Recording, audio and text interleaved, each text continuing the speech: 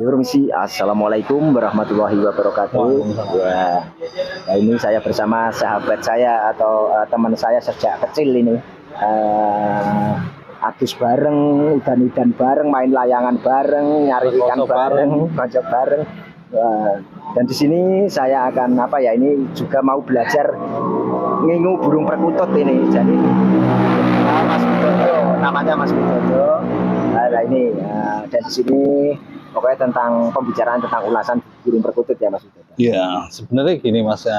Dulu itu kan bapak saya itu kan senang ngingu putut Mas. Oh, senang memelihara burung perkutut ya dulu kan.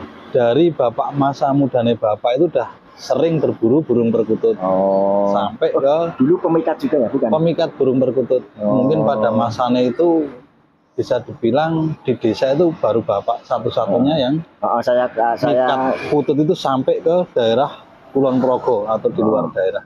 Saya pernah kelingan itu dulu ada gantangan perkutut itu ya. Nah, itu Bapak Suji yang sekarang almarhum ya. Itu kan sayang banget karena ternyata emang burung perkutut itu selain apa ya Mas, bunyinya itu apa ya? Bunyinya, anggungannya, manggungnya itu bermacam-macam, ada unik. Pertama itu, dan ada juga mitos-mitosnya. Ada mitosnya juga. Terus lebih ke kayak aku pribadi sebenarnya seneng karena memang kondisi rumah saya itu dekat dengan perkebunan itu ya. Ketika lah istilahnya. Dengar suara burung itu kayak benar-benar kita kembali ke alam gitu. Kembali ke alam. Nah, dari situ kan terus saya penasaran karena emang saya buta sekali tentang burung perkutut ya. Nah, makanya mumpung ketemu konco lawas. Nah, konco dulan zaman cilik ya. Pengen nanya-nanya seputar burung perkutut. Jadi pertama itu kan gimana? Ada kriteria nggak untuk burung perkutut itu sendiri? Kriteria untuk ini saya jelaskan dulu dari pemula ya. Dari pemula kan biasanya ada yang suka burung perkutut itu yang pertama katuranggan maupun cirimati, itu yang mempunyai kodam-kodam, yang mempunyai itu kayak kita yang tidak tahu lah istilahnya, hal-hal yang magic itulah. Tetapi saya bersama komunitas yang lain itu lebih mengedepankan itu yang suara atau anggungan. Jadi tidak ada istilahnya ada cirimati maupun katurangganya, itu cuma bonus ya, istilahnya seperti itu ya. Jadi kategori yang mau memelihara burung perkutut itu pertama itu harus dia sehat dulu lah, burung perkututnya sehat, dan dia itu mau manggung maupun mau bunyi, walaupun itu minimal itu beli atau mendapatkannya itu dari ombyokan dulu, itu yang murah-murah dulu. Ini misalnya dari ini Mas, misalnya kita mulai dari bayinya perkutut. Oh, dari lolohan gitu kan? Lolohan. Atau mau yang dari tangkapan dari alam. Biasanya tangkapan dari alam itu kan begitu dibawa pulang kayak ada traumane, dan biasanya burung perkutut itu nggak mau langsung manggung. Oh gitu ya. Harus pemulihan mental dulu. Oh ya. Nah, ini jadi gimana? Sama kita misalnya beli yang sudah besar di pasar. Itu kadang ombyoan gitu ya. Ombyoan itu kita juga harus pinter-pinter milih burung. Kayak itu caranya memilih itu pertama, kalau memilih burung perkutut ombyok kan itu pilihlah yang dia itu gesit, tidak nyekupruk, tidak ngebal, bunyinya tidak merinding, itu otomatis sehat. Yang kedua, dilihat aja pas di ombyokan itu dia mau makan maupun dia mau duduk atau ngerentengi atau medot, itu istilahnya bunyi yang masih awal-awalan lah, seperti itu. Ketiga itu dia itu carilah yang burung perkutut itu biasanya itu dia menghadap ke kita otomatis. Dia kalau menurut nenek moyang mental gitu ya. Dia ada mental, dia istilahnya ngawe-ngawe kita ingin ngekon untuk memelihara istilahnya itu. Seperti itu, apalagi madep kita sambil dia bunyi, entah itu 1 kali 2 kali, ya pilihlah seperti itu. Dan tip yang lainnya adalah habis ngombyok itu jangan sampai rumah, jangan sampai dimandikan. Setelah 2 minggu atau 1 bulan mapan dulu baru dimandikan. Biasanya yang dia mati itu biasanya itu setelah ngombyok baru dimandikan, kan dia stres kan. Pas waktu ngombyok dibawa ke perjalanan, entah itu biasanya burung dari Jawa Timur, dibawa ke Jawa Tengah maupun ke Jogja maupun ke lain sebagainya, biasanya pas waktu stres-stresnya diombyokan langsung disemprot, dimandikan sampai basah kuyup. Nah itu yang mengakibatkan burung sakit seperti itu. Dan kalau bisa yang memilih burung perkutut dari pikat, hasil pikat istilahnya ada, kita mempunyai burung perkutut yang jebakan ya, jebakan untuk mengikat, dan ada burung lain yang menghampiri dan dia terpasang jebakan, otomatis dia fighter, dia petarung kan, jadi otomatis dia kedepannya secara itu kualitas mempunyai mental, mempunyai prospek lah untuk kedepannya seperti itu. Dan kalau Mas Widodo sendiri dulu itu pernah ingat nggak Mas, bapaknya memelihara burung berapa itu perkutut itu? Nek bapak mungkin sampai nggak terhitung jari Mas kalau untuk koleksi burung sendiri, karena emang dulu untuk makannya kan masih juawut sama beras merah itu.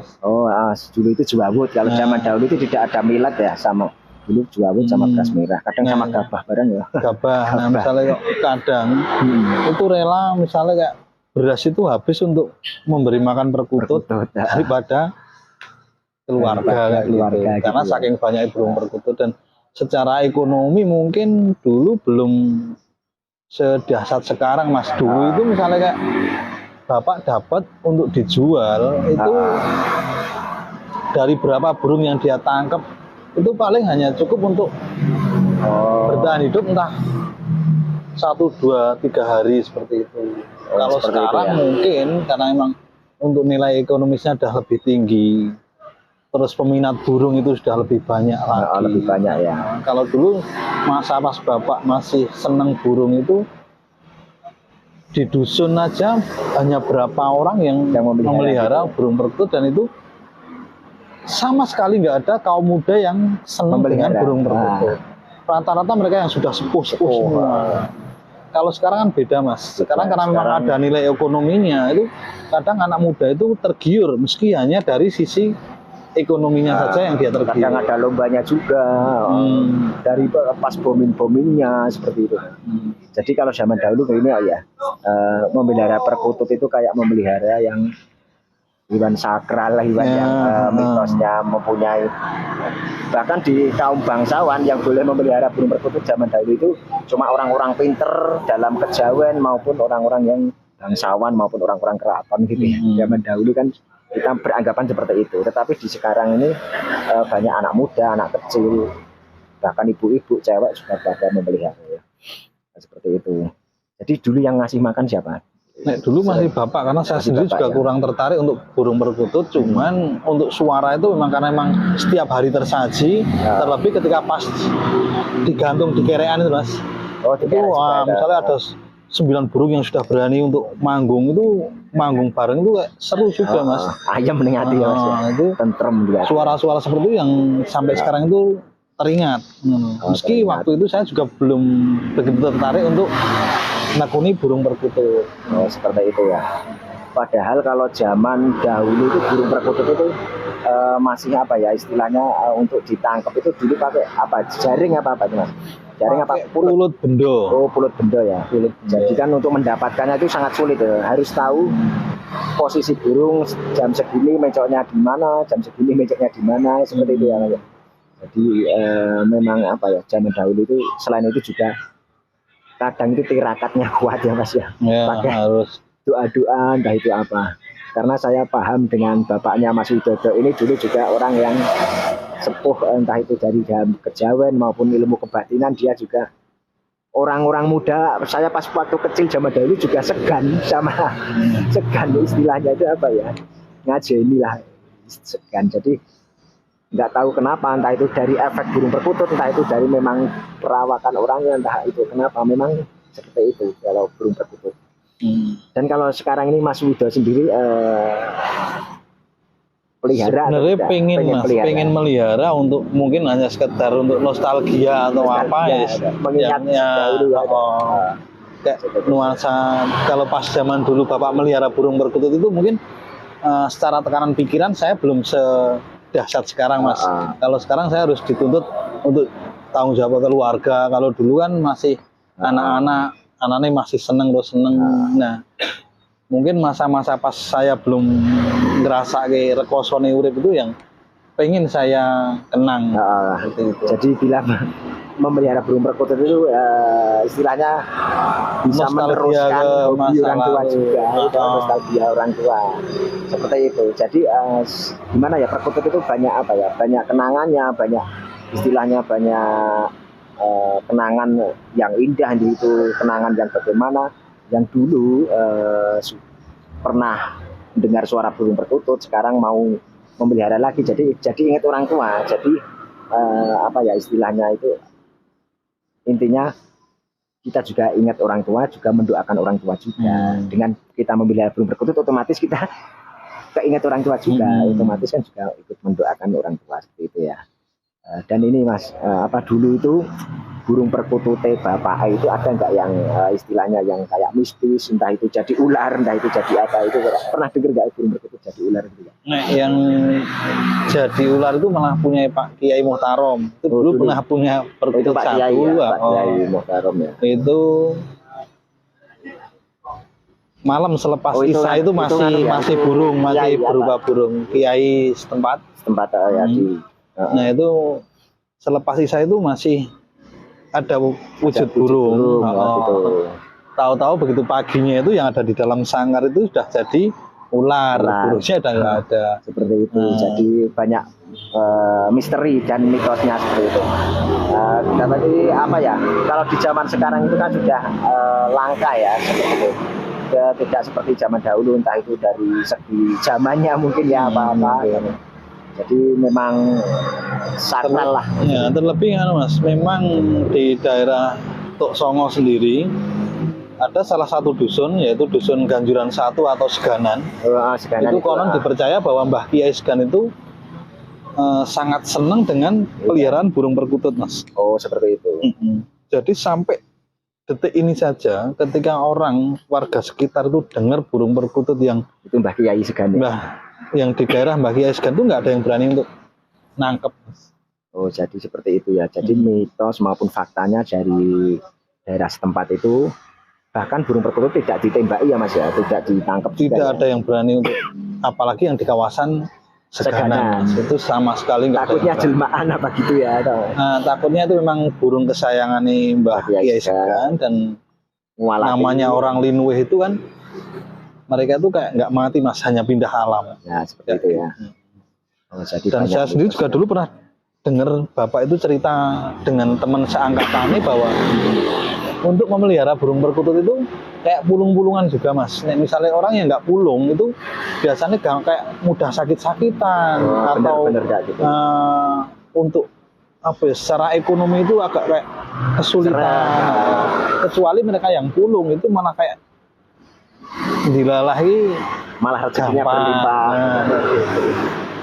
Tapi rata-rata sekarang itu memelihara burung perkutut itu kalau dengan nggak ada ciri mati maupun seperti ciri mati yang entah itu Bromo Sulur, Bromo Labu Gede, itu rata-rata rezeki ya, istilahnya rezeki seperti itu. Jadi kan ada ciri mati tertentu, entah itu Durgo Ngere. Durgo Ngere itu yang bunyinya selalu jam 12 malam.